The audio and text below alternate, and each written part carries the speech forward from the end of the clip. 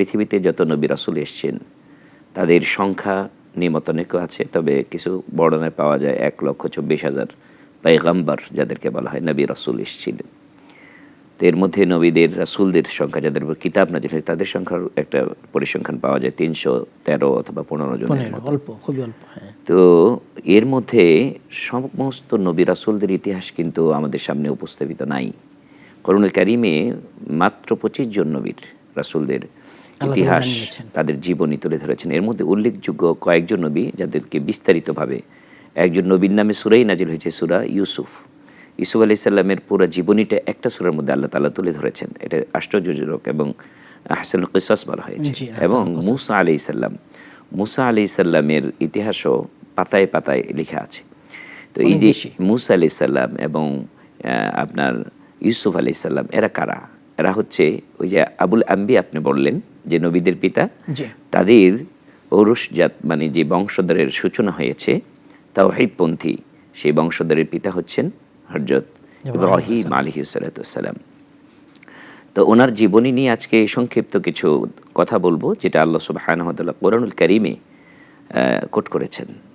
এবং তিনি সূরা বাকারার 124 নম্বর আয়াতে বলছেন, ওয়াইয ইবতালা ইব্রাহিম রাব্বুহু বিকালিমাতিন ফাআতামাহুন্না, যে সেই সময়ের কথা মনে করুন যখন ইব্রাহিম আলাইহিস সালামকে আল্লাহ তাআলা কিছু কালিমা, কিছু আদেশ নিষেধ দিয়ে পরীক্ষা করেছিলেন এবং প্রত্যেকটি পরীক্ষায় ফাআতামাহুন্না তিনি উত্তীর্ণ হয়েছিলেন। এটা আল্লাহ নিজে বলছেন যে পরীক্ষায় উত্তীর্ণ, আমরাও পরীক্ষা দেই, কিন্তু আমরা প্রত্যেক উত্তীর্ণ হতে পারলাম কিনা এটা জানতে পারবো কিয়ামতের ময়দানে।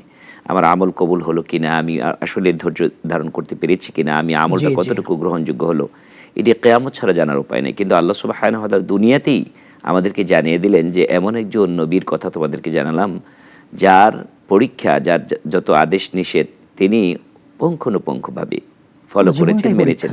ফাআতামাহুন্না, এবং আল্লাহ তাআলা বলছেন এই জন্য ক্বালা ইন্নী জাইলুকা লিন-নাসি ইমামা, এবং তাকে আমি পৃথিবীর ইমাম বানিয়েছি।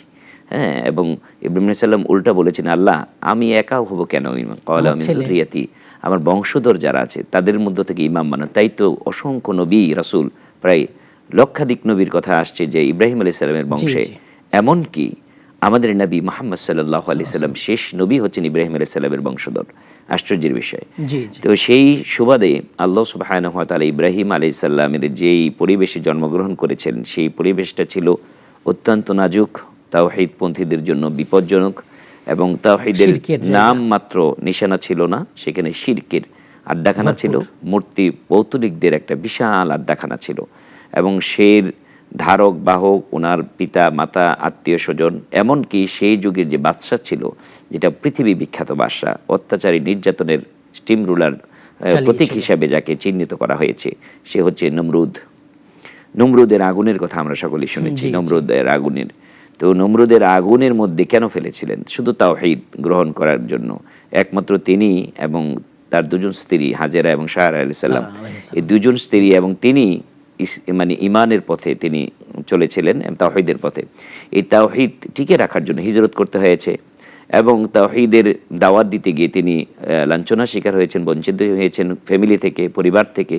বাবাকে, মাকে, পরিবারের সবাইকে উনি দাওয়াত দিয়েছিলেন, এমনও কৌশল অবলম্বন করেছিলেন যে ওনাকে বলা হয়েছিল চলো যে আমরা মেলায় যাব, কিন্তু তিনি বলছেন যে না, ইন্নী সাকিম, আমি অসুস্থ। কিন্তু এই অসুস্থতা ছিল মানসিক অসুস্থ, মারিজ বলে নাই। তো দু ধরনের অসুস্থ, একটা শারীরিক, একটা মানসিক। তিনি বুঝালেন যে মানসিকভাবে অসুস্থ। সবাই যখন চলে গেল তখন ওনার বুঝতে পেরেছেন এগুলি নিজের হাতে বানানো পৌত্তলিক, এগুলি আসলে আমাদের কোনো অপকার করতে পারে না, এর শক্তিও নেই। এই জন্য তিনি সবগুলি ভেঙে বড়টার কাঁধের মধ্যে কুড়াল ঝুলিয়ে দিয়েছিলেন, এবং সবাই এসে সন্দেহ করলেন যে ইব্রাহিম আলাইহিস সালাম এই কাজ করেছে। তখন তিনি খুব বড় যে তেমনটি নেই, ছোট মানুষ, যুবক মানুষ, তিনি করে ফেলেছেন। তখন জিজ্ঞেস করলেন তুমি কে কাজ করলো? তিনি তাওরিয়া করলেন, বললেন এটা বড়, যেটা বড়টা করেছে, মানে বড়টার কাঁধের মধ্যে কুড়াল দেওয়া ছিল, ওকে জিজ্ঞেস করো। তখন তারা বললো ওকে জিজ্ঞেস করবো, তো কথা বলতে পারে না। তখন উনি পয়েন্টে আসলেন যে যেই মূর্তি আমরা নিজে হাতে বানালাম, কথা বলতে পারে না, সেই মূর্তির সামনে আমরা কি চাই? নিজেই তো কথা বলতে পারে না, কথার কি উত্তর দেবে? কাজেই এর পূজা আমরা করব না। এই ধরনের যখন বুঝে ফেললো যে আমাদের ঘরেই আমাদের শত্রু, আমাদের মূর্তি পূজক, আমাদের দেবতাদেরকে সে গালি দিচ্ছে, আমাদের দেবতাদেরকে ভেঙে ফেলছে, তখনই কিন্তু বাদশাহ নমরুদের রোশানলে পড়ে গেলেন এবং নমরুদ তো নিজেই এক খোদা দাবি করে বসছিলেন। তখন নমরুদ বলল, ঠিক আছে, তুমি যে আল্লাহর দাওয়াত দিচ্ছ সেই আল্লাহর সাথে যুদ্ধ হবে, জেহাদ হবে, আমি তার সাথে মোলাকাত করব, সেটা তো সম্ভব না। আল্লাহ সুবহানাহু ওয়া তাআলার সাথে তো পৃথিবীর কোনো ক্ষুদ্র প্রাণী আল্লাহর সৃষ্টি কাউকে কিন্তু দাম্ভিকতার কারণে সে এইগুলি বলেছিল। শেষ পর্যন্ত ইব্রাহিম আলাইহিস সালাম বলছেন যে আপনি যতই দাম্ভিকতা দেখান আমি কিন্তু তাওহীদ পরিত্যাগ করব না। তখনই তাকে পরীক্ষা শুরু হলো, যেটা আল্লাহ তাআলা বলছেন ওয়াইবিতালা ইব্রাহিম, মানে নিজের জীবন দিয়ে পরীক্ষা। তখন বলল, তুমি যদি তাওহীদ ত্যাগ না করো, আমাকে মাবুদ হিসেবে স্বীকার না করো, রব হিসেবে মেনে না নাও, হ্যাঁ, তাহলে কিন্তু তোমাকে আগুনে জ্বলতে হবে। তিনি বললেন যে আমি আগুনে পড়তে রাজি, তবু তাওহীদ ছেড়ে দেব না।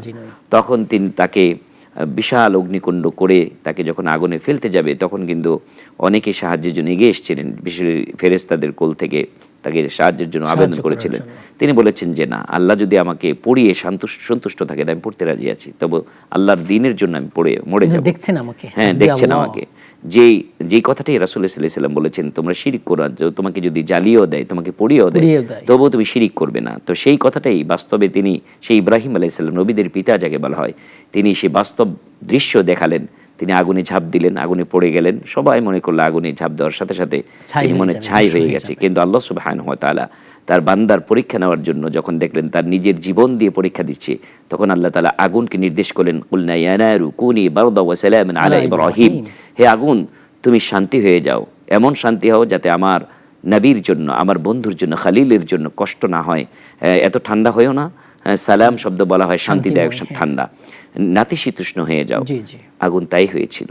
যখন তিনি 40 দিন পরে আগুন থেকে বের হন এবং সমস্ত পোশাক জ্বলে গিয়েছিল, আল্লাহর জান্নাতি পোশাক পরে যখন জীবন্ত অবস্থা আগুন থেকে বের হয়ে আসলেন, তখন তো আশ্চর্য হয়ে গেল। তখন ওনাকে আরও নির্যাতনের সম্মুখীন হতে হয়েছে।